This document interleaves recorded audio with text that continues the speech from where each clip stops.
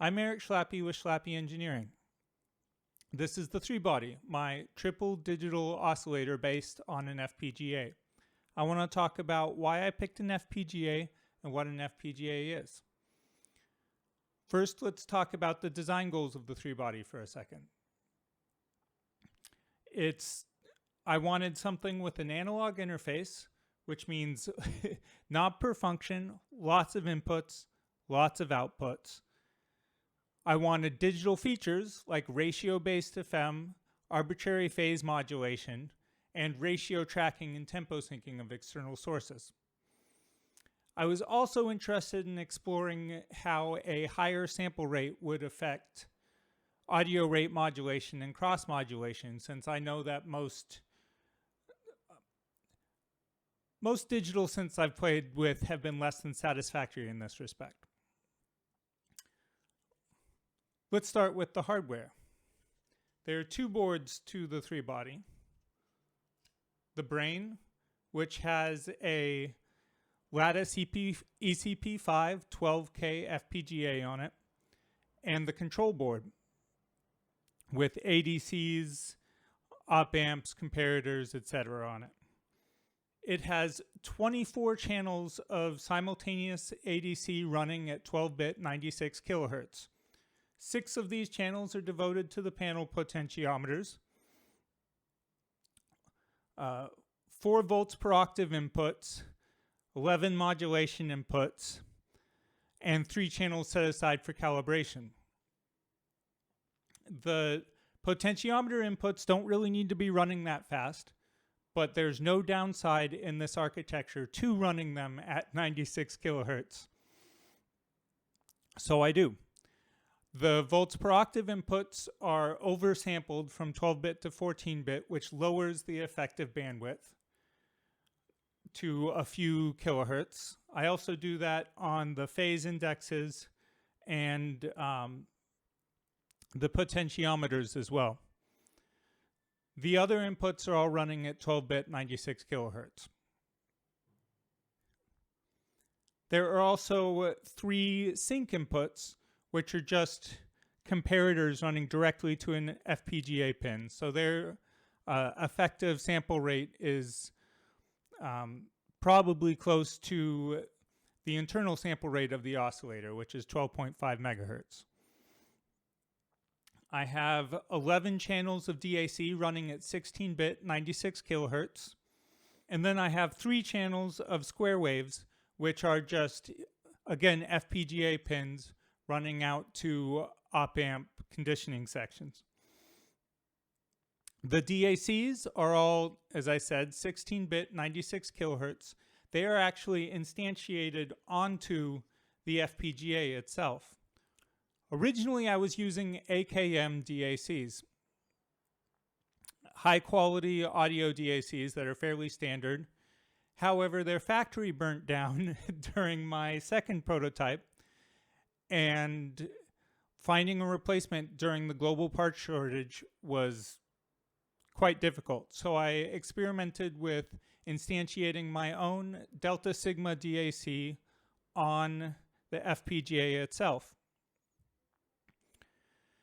I ended up going with a second-order Delta Sigma core that I found online somewhere, open source. I can link it if that's interesting to people. I also found that the most important part of getting high quality audio out of it was the analog section of it. I used for my output reconstruction filter a differential design that I got from a commercial Delta Sigma DAC datasheet in the suggested output design, and then spent some time tweaking the filter parameters and making sure I had high quality parts. If you don't use 0.1% thin film resistors, you'll get harmonic and inharmonic spurs on the output, a higher distortion level. And then also the choice of capacitors is critical, and the choice of op amps is critical, because I'm running the DAC effectively from 25 megahertz square waves if the op amp can't keep up with that, that shows up at noise at the output instead of a nicely filtered analog waveform. Anyway, I'm pretty happy with the DAC quality that I was able to get with this, and I plan on sticking with it for future projects. 16-bit 96 kilohertz is not super high-end by modern standards, but it's pretty good, especially within a synthesizer context. So back to the large numbers of inputs and outputs. There are very good reasons that digital oscillators are not usually designed like this. ADCs are expensive, DACs are expensive, microcontrollers may not have enough peripherals to accommodate large numbers of ADCs and DACs. And if they do have that many peripherals, they may not have the resources to process them in real time or at audio rate.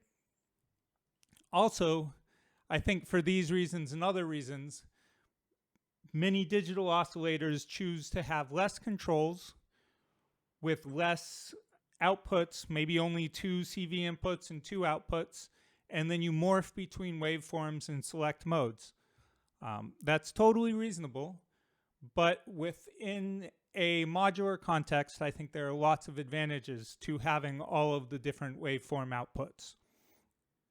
There's no wave shaping specifically built into the 3-body, with the expectation that you mostly accomplish your timbre and wave shaping functions using modulation. But of course, you can use all of those different outputs with other elements in your modular system to get different waveforms. So, what is a field programmable gate array? It is configurable logic. It is not a CPU and doesn't run a program exactly, but instead can be used to instantiate a CPU or any other digital logic structure that fits within the available logic elements. And it may also include other building blocks like memory or PLLs. Why would you use an FPGA? The big reasons are speed. They can be fast and with accurate timing, parallelism, running lots of things at the same time, workflow. It's different some of the other digital options, very low level, and the customization is probably the biggest one, as well as skills gained for a future project. So speed and timing. FPGAs can be pretty fast. Some of them can be very fast with system clocks in the hundreds of megahertz or faster. I haven't really gotten into those too deep. But maybe not, the max speed might not be as fast as a CPU actually. I'm using a 50 megahertz system clock, which would be relatively slow for a modern CPU. Very slow for a modern CPU. But every process is running at this speed. With a CPU, that your your speed is like a resource that you divide up and devote to different tasks. And in an FPGA, the space, the logic elements are your resource that you divide up and assign to different parts of the design. But every single bit of the design will click along at this max speed. You can also implement combinational logic, which is asynchronous, but I'm not really going to get into that.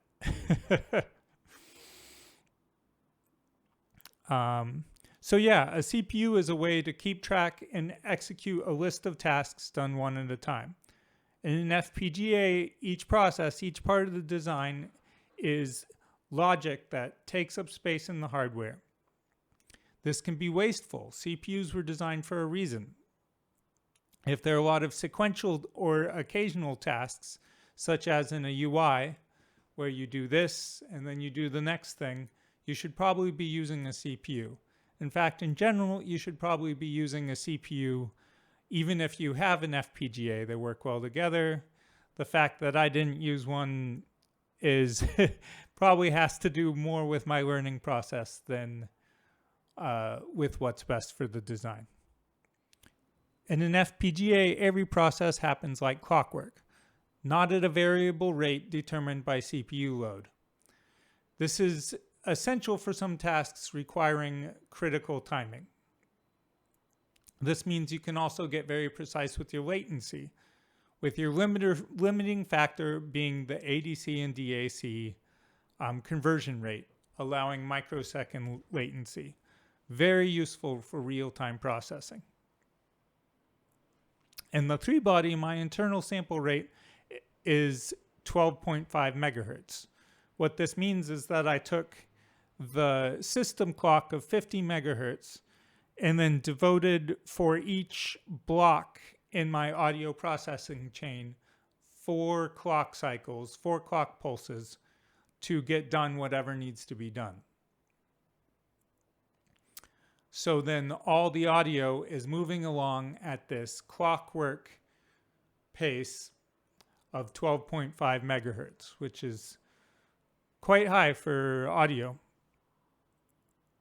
And this allows me, at least in theory, to reduce aliasing and reduce the complexity of the processing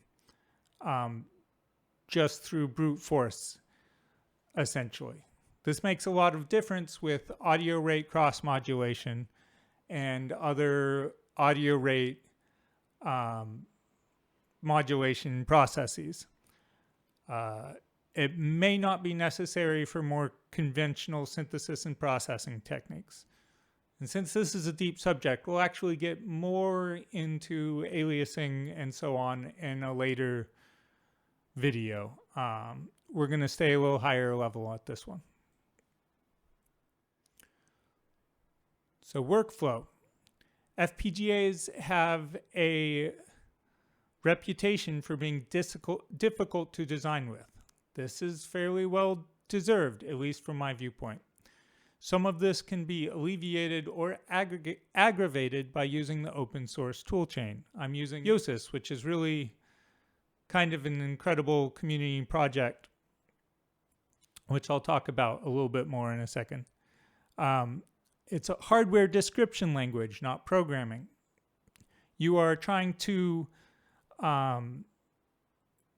describe the logic of your design within this language, and then your tools are going to take this logic, essentially a form of a schematic, and implement it using whatever the fundamental block of your particular FPGA is. They all have, they're all a little bit different.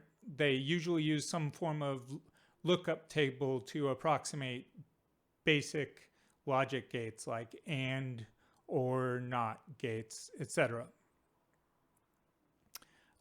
You really have to think about these logic blocks, maybe not at the AND or the AND gate level, but it is worth learning about basic logic concepts like accumulators or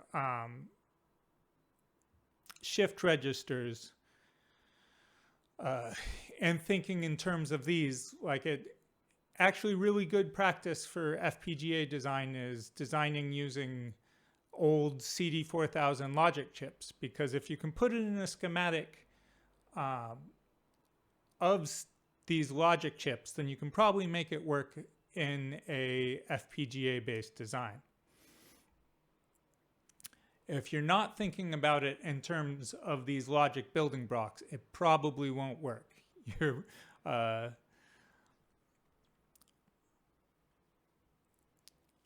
coming from a hardware background with a specific type of brain, this may appeal to you in a way that high-level languages don't. I like building every piece of my design from the ground up, so I really enjoyed this process for the most part. It also took years, where I've talked to other people recently who have done pretty cool oscillator designs within a few months on a microcontroller platform. What I used, my toolchain consisted of, I wrote everything in Verilog in a text editor. I used the Yosis I'm kind of using Yosis as a stand-in for the whole open source tool chain, but if you search for that, you can find more about it. To create this open source tool chain, some very smart people had to essentially reverse engineer some of these FPGA chips. And unfortunately, there aren't too many chips that they've done this for. So it kind of directed my choice of hardware that I used, which is a Lattice ECP5 FPGA. I actually started on the Lattice ICE40, but that one's somewhat limited in resources, especially hardware multipliers for doing DSP processing. What I did not use, what may or may not have made my life easier, vendor tools. I've in the past tried to learn FPGA design using vendor tools, but I found them bloated, unwieldy, confusing. They'll take up as much of your hard drive space as you let them. However, many of them come with useful building block IP. Chunks of your design which you'll probably use, like filters or math operations or maybe SPI blocks to talk to certain peripherals. I ended up designing these myself. Like have now spent many hundreds of hours writing simple filters and simple communication protocols, which is perhaps unnecessary, but I think was a good learning experience. There are also a bunch of other options instead of the traditional Verilog and VHDL hardware description languages. You can use things like Amaranth, Chisel, LaTeX, which are all higher level descriptions that in some way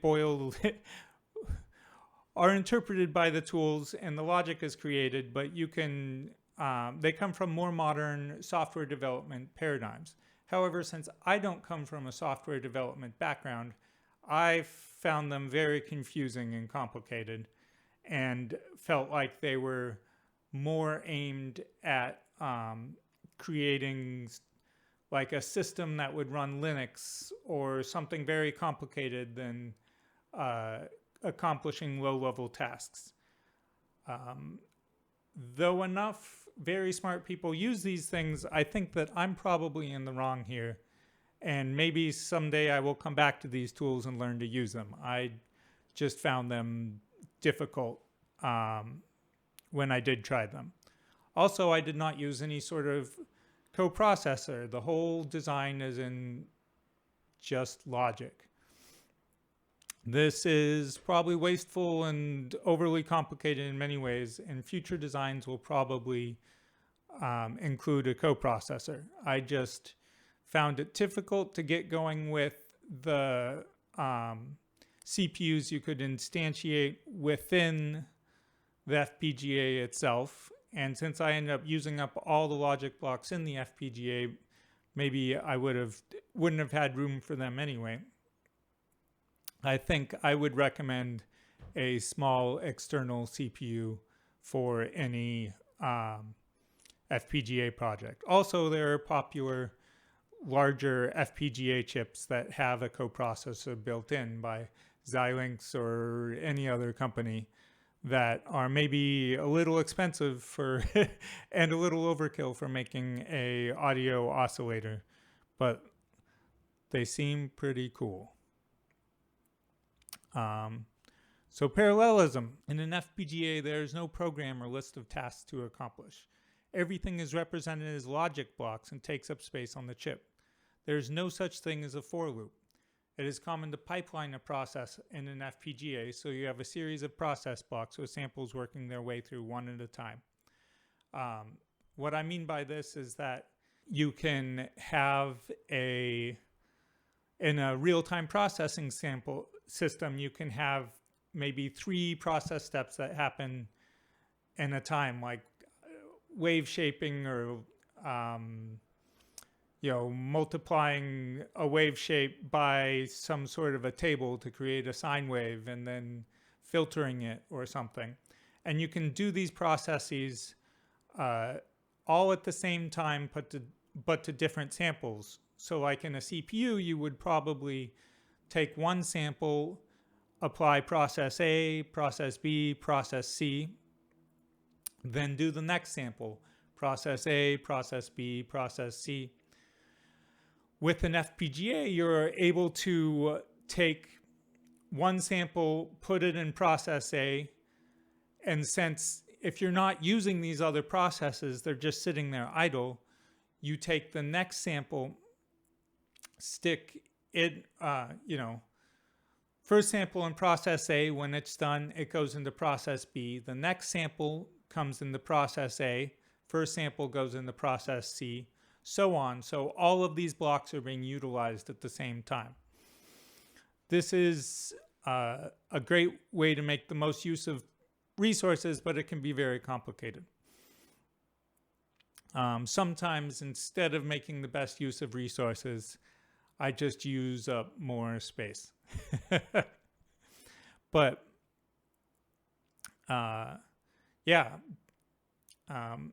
so sometimes instead of trying to pipeline like this, you can get into doing a pipeline like this for successive samples is great.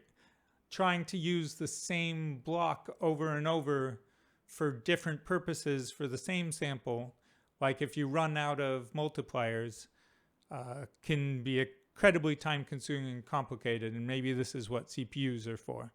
So sometimes you will just end up needing a bigger chip, like if you decide that if you use up all of your multiplier blocks, because you will not have without a CPU, you won't have any sort of math processor. So FPGAs mostly make sense if you want to do a bunch of very simple things all at the same time or very quickly, like shift registers or counters. That's an oscillator. So another reason the FPGA is really good for this sort of task is that the pins are pretty much interchangeable. So I can use them as inputs or outputs with some sort of peripheral like an ADC or a DAC, or just directly as an output themselves. So another reason I chose to use the FPGA for the 3-body was to gain skills for future projects. There's a big argument to be made that microcontrollers are so fast now that there's no reason to use an FPGA for an audio project that doesn't require massive parallelism, like multi-channel audio. I found the high internal sample rate to be very useful, but that's sort of the brute force way of doing it. Band-limited DSP techniques are very mature, and you may not need the oversampled, the super high sample rate to avoid aliasing. There, however, are a lot of things like video processing where you really do need an FPGA. Pixel clocks are fast. So that's enough for me today.